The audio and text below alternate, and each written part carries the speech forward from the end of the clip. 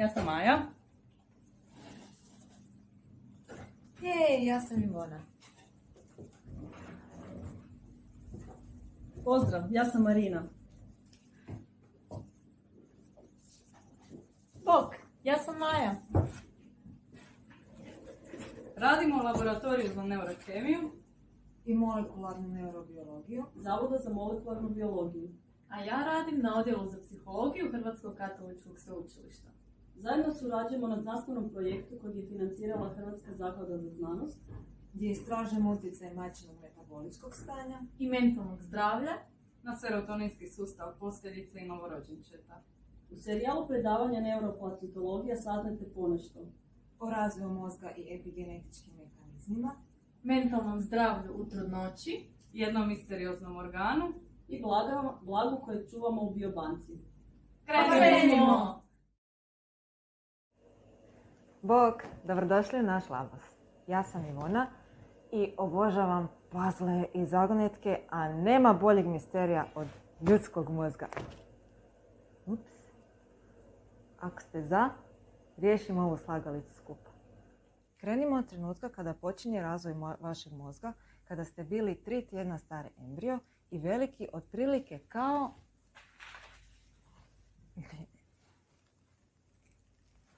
Ovo zrno. Kada bismo takvo jedno zrno prepolovili i pogledali mu unutrašnjost, vidjeli bismo da je građeno od 3 sloja stanica ili zametna listića. Dakle, ektoderma, endoderma i mezoderma.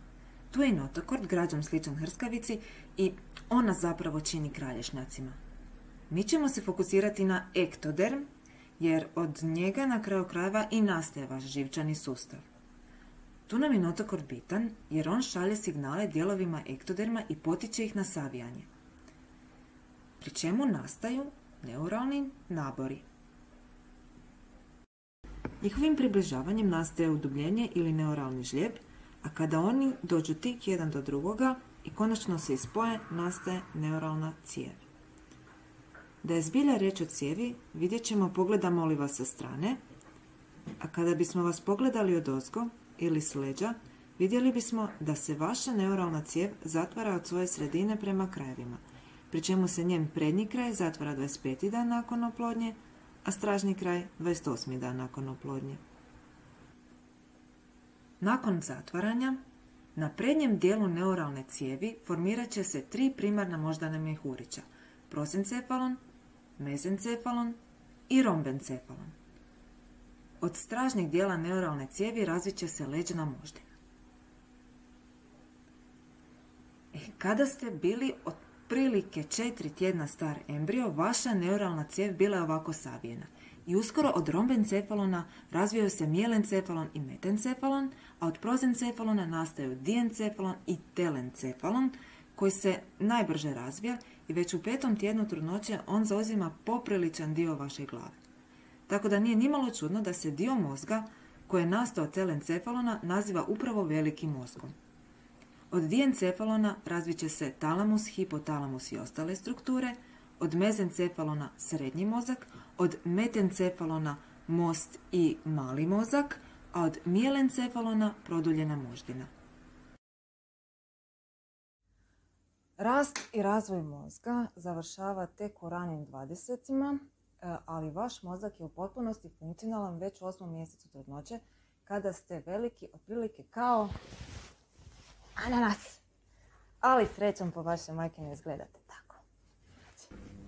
Sam razvoj mozga reguliran je unutar staničnim, ali i izvan staničnim signalima, od kojih je jedan i neurotransmiter serotonin, kojim se jako puno bavimo u našem laboratoriju.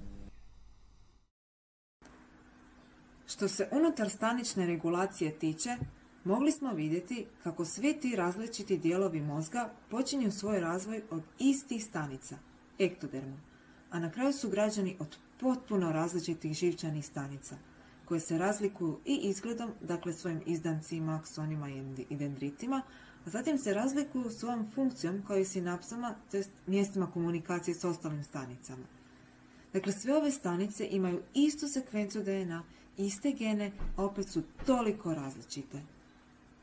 Kao da su kod jednih neki geni upaljeni, a kod drugih ugašeni. Jedan od mehanizama koji omogućavaju tu specifičnost stanica je epigenetička regulacija i taj krovni pojam uključuje različite mehanizme kontrole gena. To su primjerice vezanje skupine atoma na molekulu DNA ili na proteine oko kojih je molekula DNA omotana. To može dovesti do zbijenosti ili relaksiranosti molekule DNA zbog čega su geni više ili manje dostupni, odnosno aktivniji ili tiši.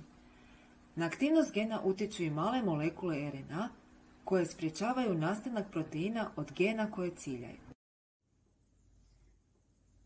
Epigenetičkih mehanizama ima još puno, a vjerojatno nisu još svi ni poznati, pa vas pozivam da čitate i istražujete još i dalje. Meni jedan od najdražih primjera epigenetičke regulacije dolazi iz pčelinjeg svijeta.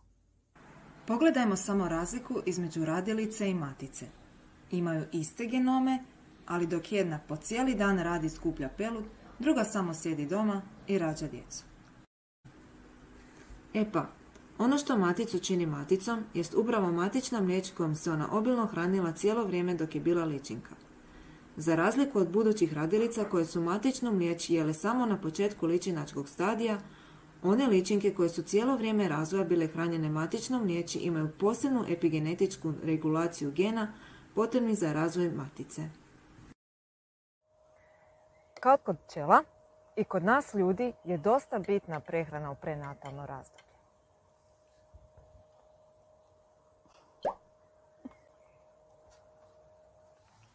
Naime, u to doba uspostavljaju se epigenetičke oznake koje bi mogle imati štetne posljedice kad odrastete. Kažem mogu, ne moraju, reverzibilne su, možete ih promijeniti kako su nastale, tako mogu i nestati.